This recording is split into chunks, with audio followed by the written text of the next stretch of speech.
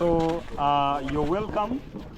My name is Dan, your guide at the Equator Korongo, where is an experiment to show us the northern hemisphere, the southern hemisphere, and the equator line.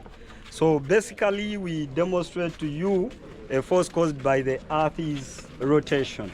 It is called the Coriolis force. So Coriolis was a Frenchman. He's the one who discovered this.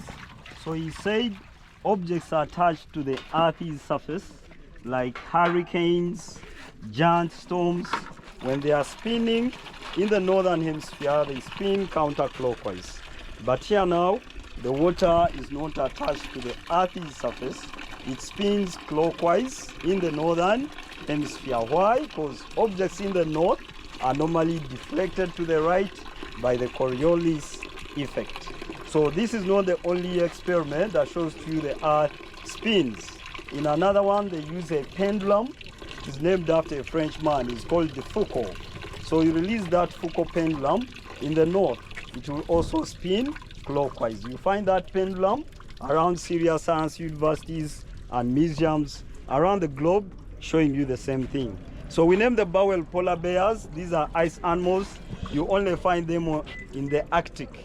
And actually the word Arctic comes from a Greek word, Arctos, meaning bears. Then Antarctic means no bears. So we shall cross to the southern hemisphere and check the difference.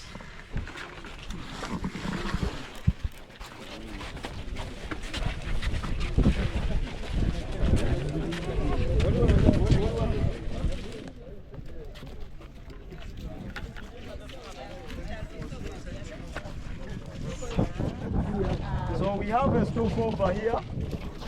So right here we have preserved snakes. This is our moving museums. When some of you may ask why do we have a dead specimen. When the death is natural and when something dies, you can maintain it for educational purposes. So we have these preserved snakes in here. This liquid is formalin.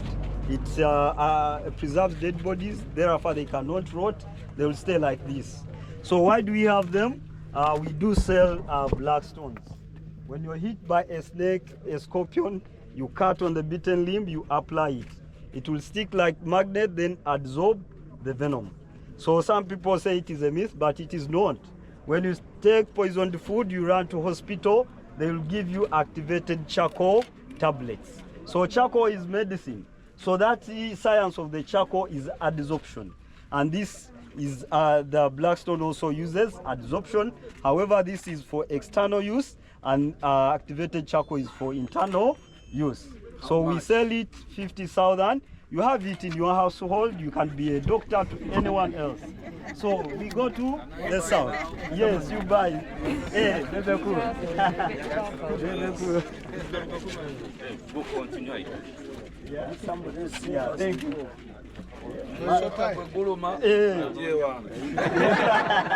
So we continue to the south. Make sure you're bitten by one. Yes. To prove the hypothesis. So now you are welcome to the land of penguins. So these penguins are also ice animals like bears. But penguins stay on the South Pole and bears on the North Pole. That's how amazing God is. They are all ice animals but stay on opposite direction. So let us see what will happen right in the south. So we stabilize the water, then let it spin. So as it spins, it will form a vortex in the middle. That circle in the middle is called the vortex. So when you put the leaf, now you see it go counterclockwise. So that tells you cross from the north, you are now in the southern hemisphere. So the Coriolis effect applies to aeroplanes, bullets, rockets, missiles, artillery. Aeroplanes in the north veer to the right, in the south they veer to the left. It's called a jet stream. So aeroplanes never go in a straight line. Likewise, you shoot a bullet long range in the north, it sways to the right. In the south, it sways to the left. So snipers will tell you to hit your target, you need to know the hemisphere for you to get a proper trajectory. So it applies even to rockets. Most of them are launched closer to the equator. And the equator rockets go faster and straight, but far away they are deflected from the target. That's why, for example, in Europe, their launching station is in South America. The station is called French Guiana. And for Americans, they chose Florida and Texas. Those states are closer to the equator than the rest. So we go to the equator and see what will happen. Yes, equator line.